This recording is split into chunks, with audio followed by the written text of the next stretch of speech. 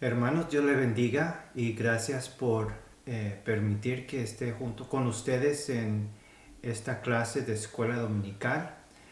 Hoy vamos a estar enfocados en el título de la clase que se llama Comprometidos con Cristo y su Iglesia. Me da un placer estar con ustedes y antes de iniciar el estudio vamos a empezar con una oración. Oremos. Gracias te damos, Señor, por este día que tú nos has dado. Gracias por cuidarnos y por amarnos y por habernos escogido.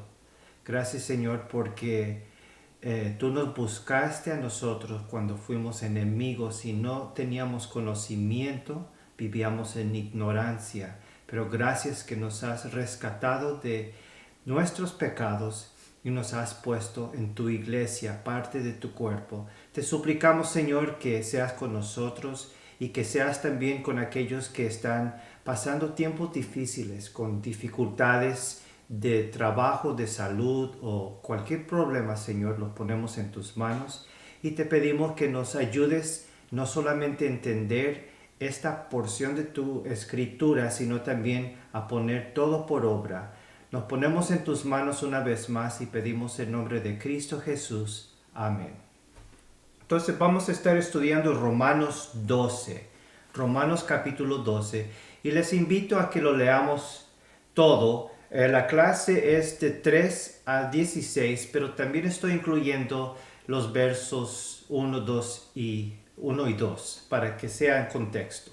Entonces dice Romanos 12, así que hermanos os ruego por las misericordias de Dios que presentéis vuestros cuerpos en sacrificio vivo, santo, agradable a Dios, que es vuestro culto racional. No os conforméis a este siglo, sino transformaos por medio de la renovación de vuestro entendimiento, para que comprobéis cuál sea la buena voluntad de Dios, agradable y perfecta. Digo pues por la gracia que me es dada, a cada cual que está entre vosotros, que no tenga más alto concepto de sí que el que debe tener, sino que piense de sí con cordura, conforme a la medida de fe que Dios repartió a cada uno. Porque de la manera que en un cuerpo tenemos muchos miembros, pero no todos los miembros tienen la misma función. Así nosotros, siendo muchos, somos un cuerpo en Cristo, y todos miembros los unos de los otros.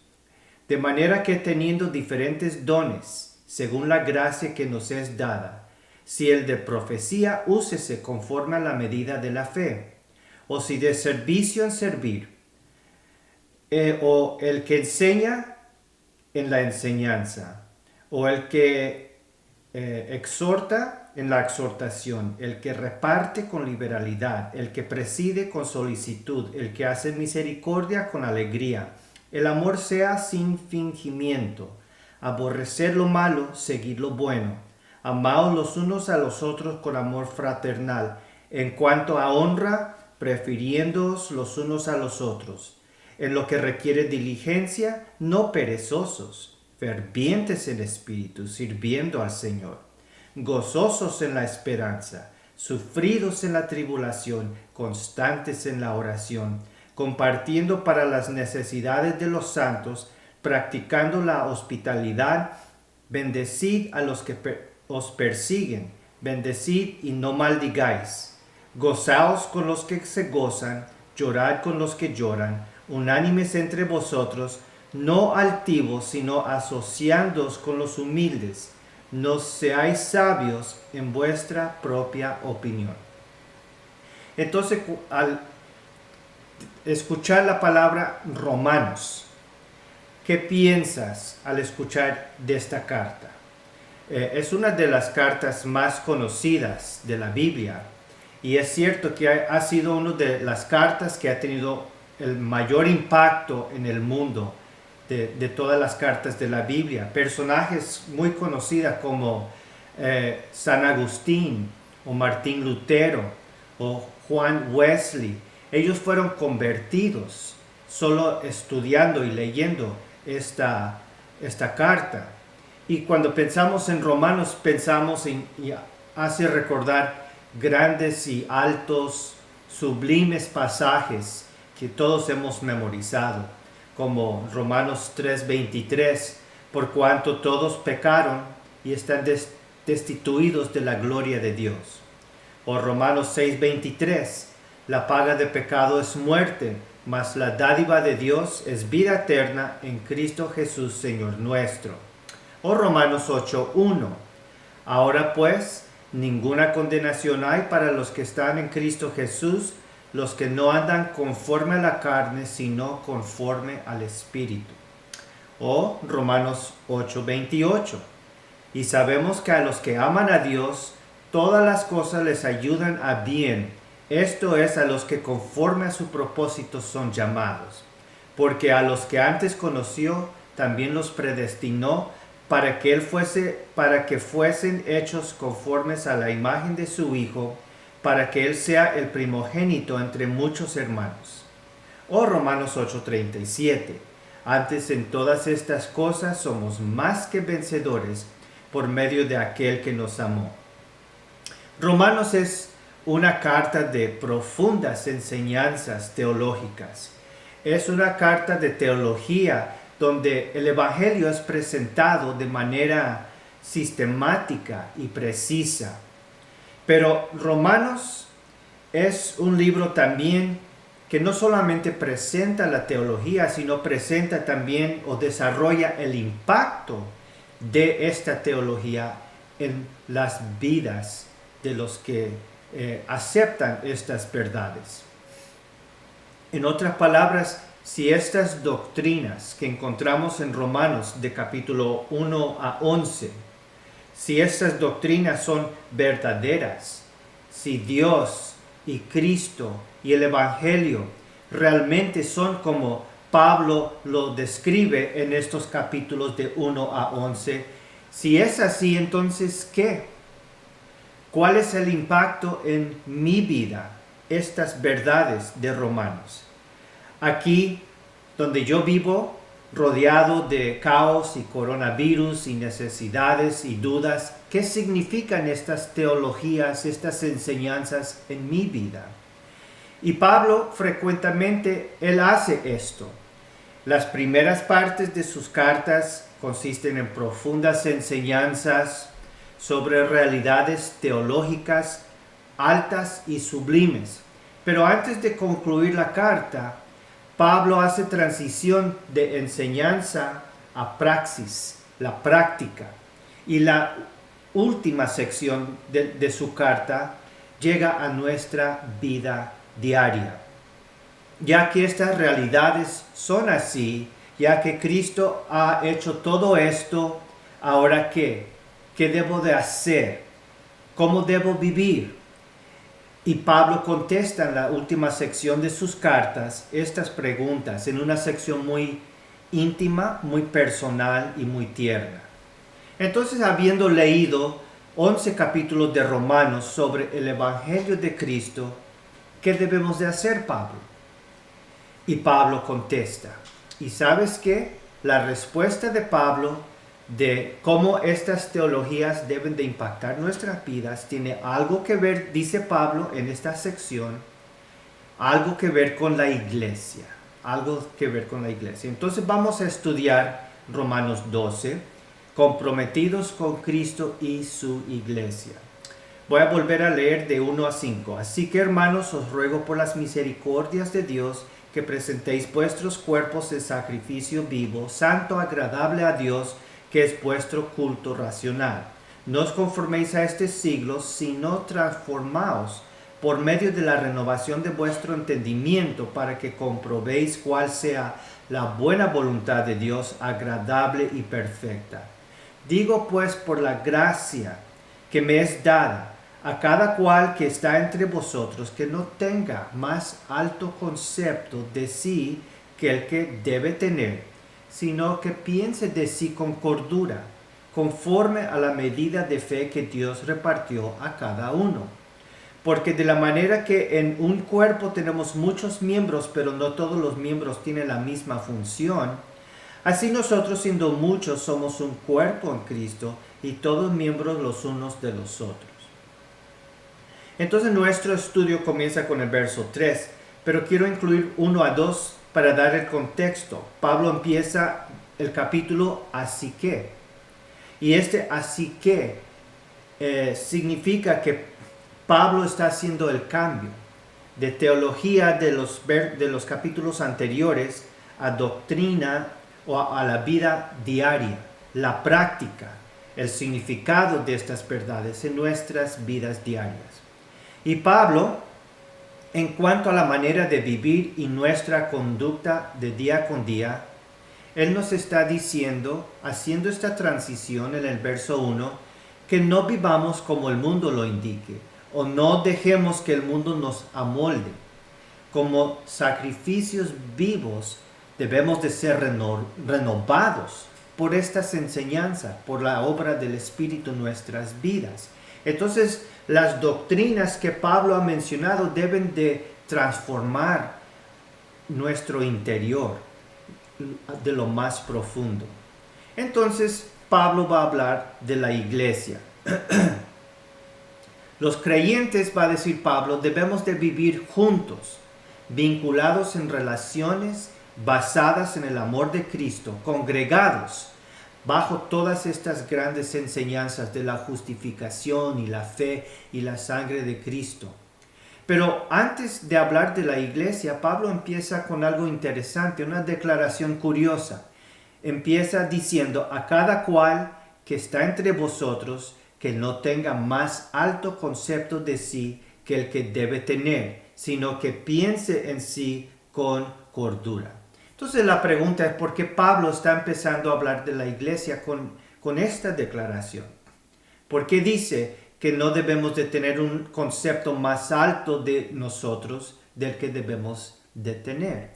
Y la razón que Pablo empieza así es que el orgullo destruye el convivio de la iglesia. El orgullo puede deshacer, desbaratar una congregación. ¿Qué es el orgullo? El orgullo simplemente es uno que tiene más alto concepto de sí que el que debe tener. Se cree superior. No necesita la iglesia. No necesita de los sermones. ¿Cómo le van a ayudar esos inferiores que están en la iglesia? Esta persona piensa en sí. Yo soy un gigante espiritual y ellos son apenas principiantes. Ese es el orgullo.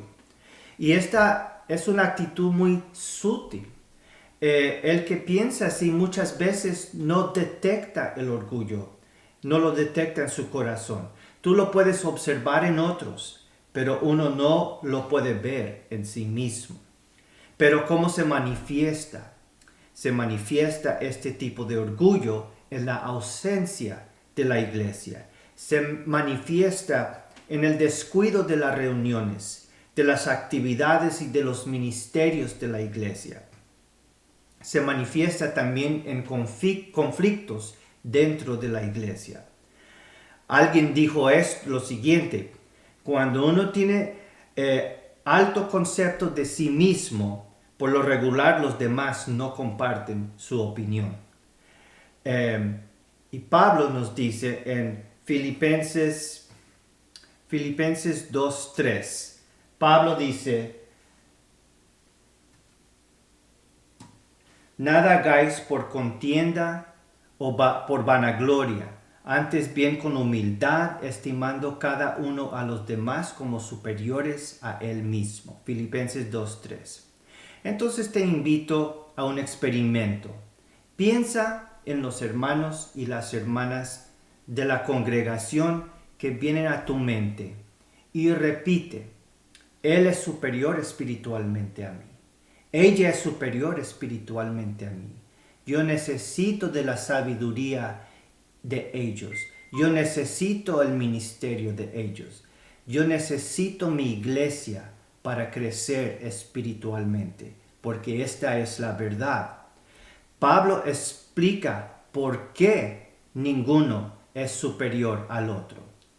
Dice Pablo, porque de la manera que en un cuerpo tenemos muchos miembros, pero no todos los miembros tienen la misma función, así nosotros, siendo muchos, somos un cuerpo en Cristo y todos miembros los unos de los otros. Esta es una analogía que Pablo emplea con frecuencia y él dice lo mismo en 1 Corintios 12:12, porque así como el cuerpo es uno y tiene muchos miembros, pero todos los miembros del cuerpo, siendo muchos, son un solo cuerpo, así también Cristo.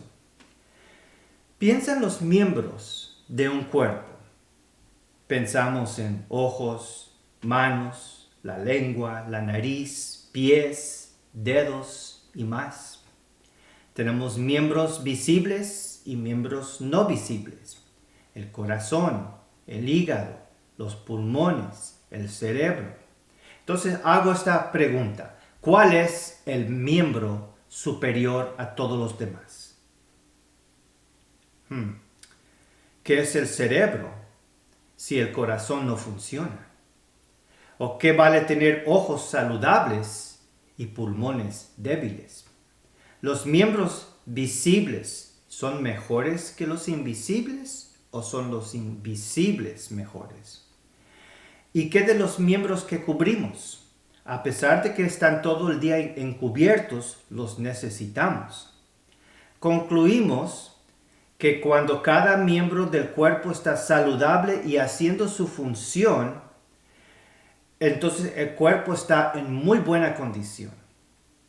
De la misma manera concluimos que cualquier miembro, sea visible o no, noble o no, cuando duele y está débil, todo el cuerpo está adolorido.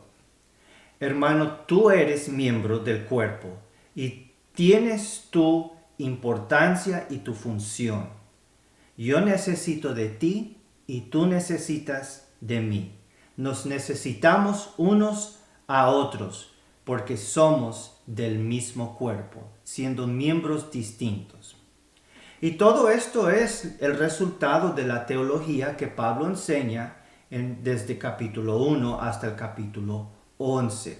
Así que el orgullo estorba el convivio en la iglesia.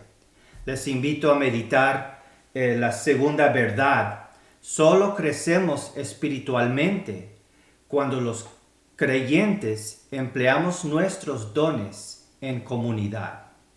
Sigue Pablo diciendo, de manera que, teniendo diferentes dones, según la gracia que nos es dada, si el de profecía, úsese conforme a la medida de la fe, o si de servicio en servir, o el que enseña en la enseñanza, el que exhorta en la exhortación, el que reparte con liberalidad, el que preside con solicitud, el que hace misericordia con alegría.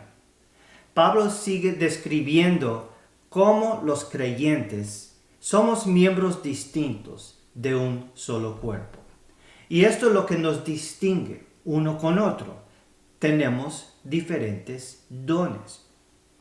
Un don espiritual es un regalo, es una capacidad para servir dentro de la iglesia, la obra de Cristo. El don es algo que edifica la iglesia, que edifica uno al otro. Otras palabras para decir edificar, alentar, levantar, fortalecer, ayudar, mejorar. Cuando uno emplea sus capacidades espirituales para trabajar en la iglesia, resulta alentando, levantando, fortaleciendo y ayudando a toda la iglesia, los miembros individuales. Entonces Pablo menciona 7 dones. El que profetiza. Uno que profetiza simplemente quiere decir es el vocero de Dios, está hablando las palabras que Dios le da. El que sirve a personas necesitadas de su servicio, y la palabra griega es diaconía. De ahí viene la palabra diáconos, ministerio, servir. El que enseña está enseñando la palabra de Dios para equipar a los demás. el que exhorta. Exhorta a quienes necesitan de su exhortación. Estas capacidades y dones existen porque hay necesidad en la iglesia. Hay necesidad, hay personas que necesitan ser exhortadas. Y esta palabra parakaleo en griego significa también animar o instar. Esta es una persona que anima, exhorta, porque hay necesidad de esto en la iglesia. El que reparte porque hay necesidad. Y hay aquellos que tienen necesidad. El que preside, este es el don del liderazgo. Y cuando la persona con este don ejerce su capacidad que el Espíritu Santo le dio, su don espiritual de dar liderazgo, de presidir, trae orden, armonía y hace que la iglesia marche adelante. El que hace misericordia, lo hace con quienes están con necesidad de misericordia. Puede ser con personas, con pobres o los que tienen hambre, los enfermos o ancianos. Son distintos ministerios. Entonces, pensando otra vez en los miembros del cuerpo, así como el ministerio del corazón beneficia al cerebro y el ministerio de los pulmones beneficia a los ojos, etc. Así también necesitamos unos los ministerios de otros. Aquí tenemos un patrón. Pablo menciona 7 dones y con cada don Pablo presenta la manera que debe el dueño de ese don emplearlo, conforme a la medida de fe. Es una frase que Pablo ha usado varias veces. No todos tenemos la misma medida de fe, pero conforme a la medida que tengamos, debemos de ejercer, utilizar, poner para obrar estos dones espirituales, estas capacidades que el Espíritu Santo nos ha dado. Y como Pablo dice, con libertad, con solicitud, con alegría. Puedes imaginar un cuerpo en el cual un miembro hace su función, pero no lo hace con solicitud, no lo hace con alegría. Puedes imaginar pulmones cansados, corazones débiles, manos fatigadas. Puedes imaginar un cuerpo en el cual hay miembros que se benefician del ministerio de los demás, pero no aportan. Si el estómago recibe sangre, nutrición del corazón y oxígeno del pulmón, pero rehúsa procesar la alimentación que recibe el resto del cuerpo, lo mismo sucede en nuestra congregación cuando tú faltas, cuando tu asiento está vacío, cuando dejas al lado tu ministerio, tu don. Muchos sufren, la iglesia se debilita. O tal vez estoy malentendiendo lo que Pablo está enseñando. No me parece. Entonces, vamos a continuar con una observación más de este pasaje. ¿Cuál es el origen de estos dones? Dice Pablo, teniendo diferentes dones según la gracia que nos es dada. En otros lugares, Pablo enfatiza que el Espíritu Santo repartió los dones. Pablo dice que según la gracia que nos es dada. Y si recordamos cuando Pablo empezó el texto, en el verso 3 dijo, por la gracia que me es dada. Digo pues, por la gracia que me es dada. Pablo está hablando porque él tiene dones y él está empleando estos dones. Gracias a Dios que empleó sus dones porque todos nosotros estamos beneficiando. Pero él dice que lo está haciendo por la gracia que es dada. Hicimos la pregunta, ¿cuál es el origen de estos dones? El Espíritu Santo repartió los dones según la gracia que nos es dada. Como Pablo recibió gracia y escribió y animó y exhortó y habló, y nosotros estamos recibiendo de la bendición de sus dones espirituales de la misma manera, nosotros, el origen de nuestro don es la gracia de Dios. Es un don tan especial que tú tienes, que nadie más lo puede hacer y necesitamos el uso de ese don. Tenemos todos nosotros el gran privilegio de participar en la iglesia de Cristo para ayudarla y edificarla y animarla. ¡Wow! Eso quiere decir que nosotros no somos espectadores, solamente observando lo que Dios está haciendo. Somos obreros, somos participantes, coparticipantes con Cristo. El don, la capacidad es un regalo que no merecemos, es de gracia. Estaba pensando en donde yo trabajo, tenemos ingenieros, contratistas, gerentes, expertos en pruebas y en producción, secretarias, quienes limpian los baños y hacen el aseo o venden comida en la cafetería. Pero nadie está sentado con los brazos cruzados. Y así, todos participando, el proyecto avanza. Y la pregunta que hago es ¿por qué en las iglesias típicamente son 10% de la congregación que hace el 90% del trabajo? ¿Por qué es así? Pero aquí hay una gran diferencia.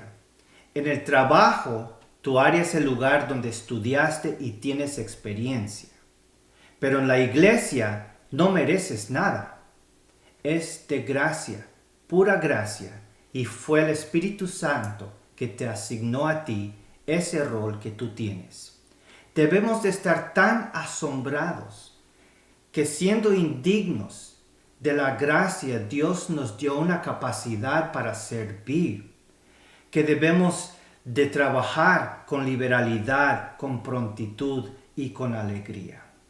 Entonces vimos que solo crecemos espiritualmente cuando los creyentes empleamos nuestros dones en comunidad. Y vamos a avanzar a la tercera verdad. Los creyentes viven la vida juntos. Los creyentes viven la vida juntos. Sigue Pablo, el amor sea sin fingimiento. Aborrecer lo malo, seguir lo bueno. Amaos los unos a los otros con amor fraternal, en cuanto a honra, prefiriéndoos los unos a los otros, en lo que requiere diligencia, no perezosos, fervientes en espíritu, sirviendo al Señor, gozosos en la esperanza, sufridos en la tribulación, constantes en la oración, compartiendo para las necesidades de los santos, practicando la hospitalidad. Bendecid a los que os persiguen, bendecid y no maldigáis. Gozaos con los que se gozan, llorad con los que lloran, unánimes entre vosotros, no altivos, sino asociándoos con los humildes. No seáis sabios en vuestra propia opinión. Pablo pinta aquí una imagen de una constante interacción entre los miembros de una congregación. El cuerpo de Cristo, constantemente juntos, constantemente interactuando, constantemente ministrando sus dones unos a otros y viviendo la vida juntos. Ninguno puede vivir la vida cristiana solo, sino en medio de una congregación. ¿Os habría sido posible, creen ustedes, hermanos, para que un israelita cruzaría el desierto de Egipto a Canaán solito? ¿Sería posible esto? Imposible. Ellos avanzaron juntos, viviendo la vida juntos, porque cada uno necesitaba a los demás. ¿Cómo es esta interacción cristiana? Pablo aquí emplea 10 participios que funcionan como verbos imperativos, o es decir, mandatos. El aspecto de los participios es presente continuo, es decir, Estas cualidades que Pablo está mandando deben ser observadas en nuestras vidas constantemente, de día con día. Cada frase, Pablo aquí repite pam, pam, pam, como un disparo rápido de 10 cañones. Estas frases una tras otra. Pero vamos a observar cada una individualmente. Amor sin fingimiento. Esa palabra en griego, anupócritos, sin hipocresía. Es posible fingir el amor, pero si tenemos que fingir el amor, algo está muy mal. Nosotros tenemos que amar la iglesia si amamos a Cristo. ¿Y por qué? Porque es su cuerpo. La iglesia es la manifestación visible de Cristo de este mundo, su cuerpo. No podemos separar Cristo de su iglesia. ¿Podría un hombre decir a su novia, te amo mucho, pero tu cuerpo me cae mal? Si dijera eso, yo pienso que ya no tuviera novia.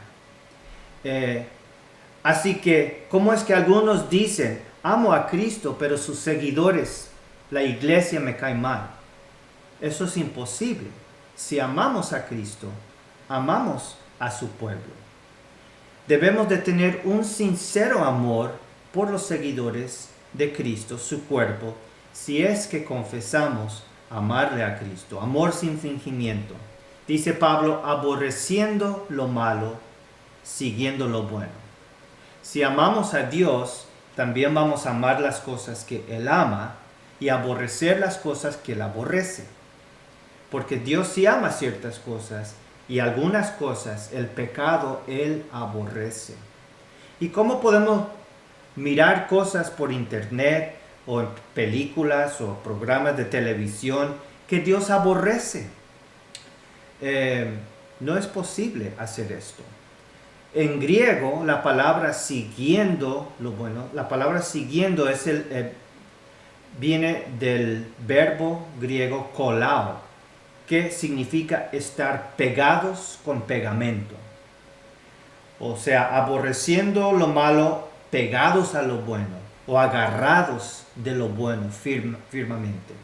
Así debemos de vivir, amándonos con amor fraternal. No es un amor de concepto solamente, es un amor que se demuestra con actos cariñosos, con llamadas frecuentes y abrazos y besos. Así es como debemos de amarnos unos a otros, prefiriéndoos los unos a los otros. Esa es la parte difícil. Lo primero, lo que pensamos son nuestras necesidades. Y si el tiempo sobra, tal vez podríamos ayudar a otro, pero yo primero. Y ayuda al otro si no toma demasiado tiempo o esfuerzo o compromiso. Pero Pablo dice, debe ser lo opuesto. Las necesidades de los demás deben ser la prioridad de nuestra vida. Y después miramos a nosotros. No perezosos, fervientes en el espíritu. ¿Qué sientes tú cuando observas un perezoso? Vamos a decir en el trabajo. Que todos los demás trabajan y él siempre está con el juego o haciendo otra cosa. Cae mal. ¿Y no sería lo mismo cuando Cristo observa cristianos siempre perezosos que ni saben cuál es su don espiritual? No hacen el esfuerzo para saberlo, mucho menos utilizarlo, emplearlo en la iglesia.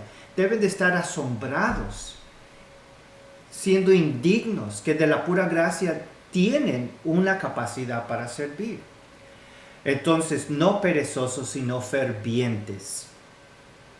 En griego esta palabra significa hirviendo, al extremo siempre, dando el 100%. Yo estaba pensando, tengo un compañero en mi trabajo que él a veces trabaja hasta las 4 de la mañana y él siempre está dispuesto a trabajar, siempre trabaja, no lo veo descansar y está dispuesto a ayudar a otras personas y lo admiro mucho. Que Cristo diga eso, de nosotros, que así somos de trabajadores en la iglesia y no perezosos. Y luego dice Pablo, gozosos, sufridos, constantes en la oración.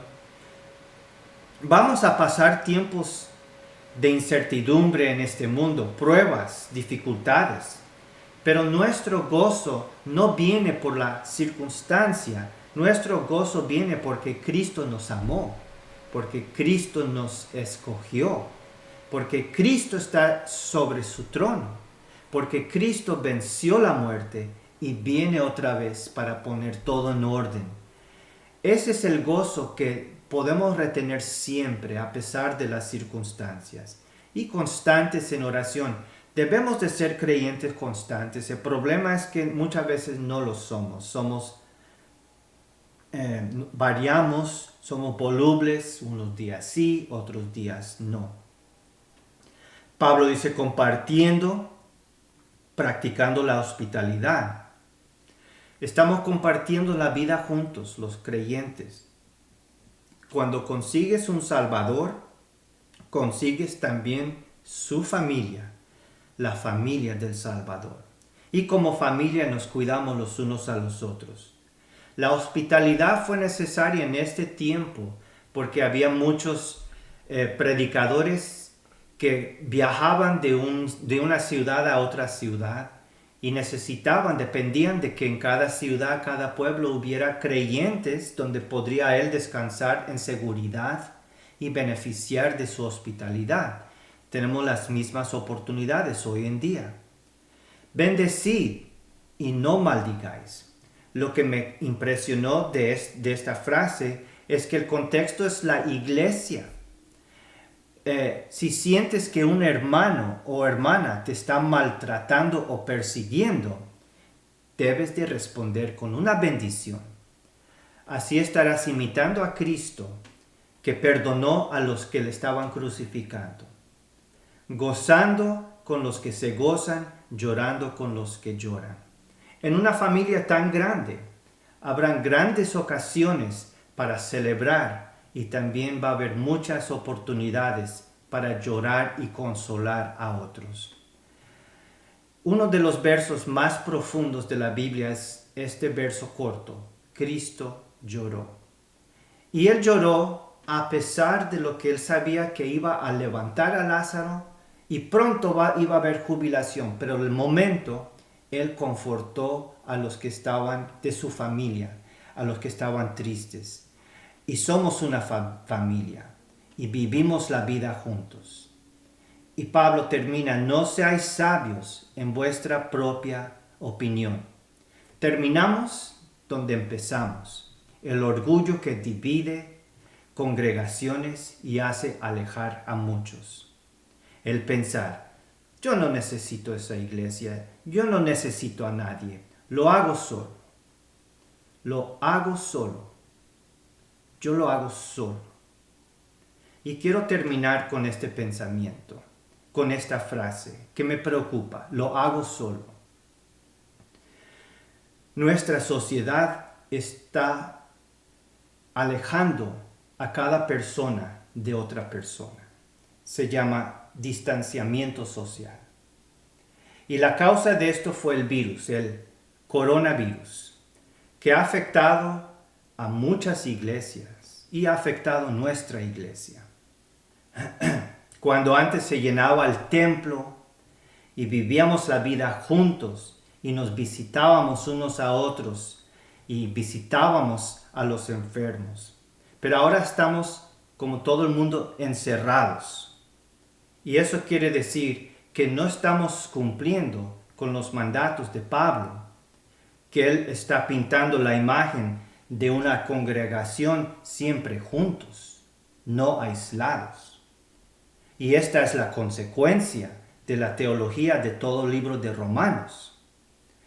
A causa de tanta gente encerrada, nos están avisando que la tasa de depresiones, suicidios y adicciones está subiendo como nunca. Pero la pregunta es: ¿la sociedad nos va a moldar a su molde o vamos a ser nosotros transformados por la Escritura? Y yo les invito, con cautela, con mascarillas y botellitas de desinfectante y saludos de codo, volvamos a la congregación, volvamos a vivir la vida juntos. Gracias a Dios, desde que volvimos a abrir los cultos, no se ha registrado ningún caso de transmisión de virus y Dios nos ha cuidado. Que no nos gane el orgullo, que no nos gane el temor. Cuando cumplamos los mandamientos que Pablo nos da, porque somos miembros del cuerpo de Cristo y los necesitamos unos a otros y necesitamos tu ministerio. Y estas no son sugerencias, son mandamientos. Gracias, hermanos, y meditemos sobre estas verdades durante esta semana. Dios les bendiga grandemente. Amén.